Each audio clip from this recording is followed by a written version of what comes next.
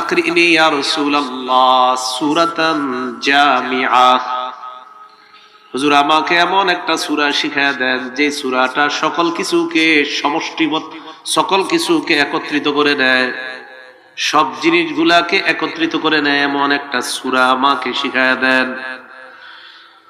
সূরাতুন জামিআ, এমন একটা সূরা যা সব কিছুকে একত্রিত করে, মানে যেই সূরাটা আমার জন্য যথেষ্ট হুজুর, এরকম একটা সূরা আমারে শিখায়। ফাআকরাহু ইযা যুলজিলাতিল আরদু জিলজালাহা, আল্লাহর রাসূল তাকে সূরাতুল জিলজাল এই সূরাটা পড়ায়া দিলেন, শিখায়া দিলেন। ফাকালা ওয়াল্লাহি লা আযীদু আলাইহা আবাদা, ওই ব্যক্তি বললেন আল্লাহর কসম আমি কখনো এর চাইতে বাড়াবো না, মানে যা শিখলাম এই সূরার শিক্ষাটা নিয়ে আমি থাকবো, বাঁচবো, আমল করব। সুম্মা আদবারার রাজুল, এরপর লোকটা যখন চলে যায় আল্লাহর রাসূল সাহাবাদেরকে বললেন আফলাহার রুয়াইজিল মাররাতাইন, দুইবার আল্লাহর রাসূল বললেন এই লোকটা সফল কাম হয়ে গেছে। তাহলে এই সূরাটাকে সূরাতুন জামিআ বলা হয়, এমন এক সূরা যে সূরা সব কিছুকে একত্রিত করে নেয়। এটা হলো দ্বিতীয় কথা। 3 নাম্বার কথা, এই সূরা পাঠ করার ফজিলত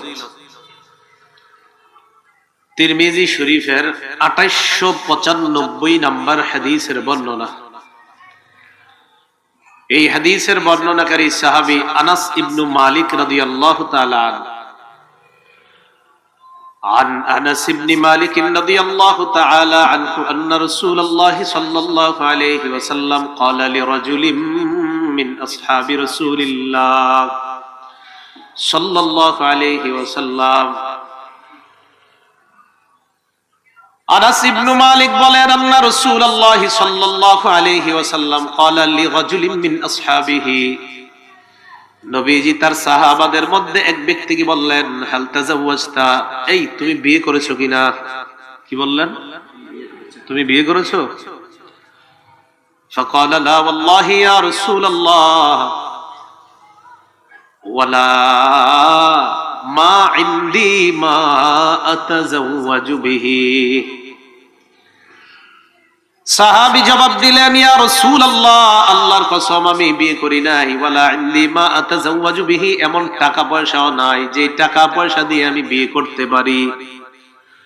প্রথম জবাব হলো আমি বিয়ে করি নাই, আর দ্বিতীয় কথা হুজুর বিয়ে করার টাকাও নাই। নবীজি বললেন আলাইসা মা কাকুল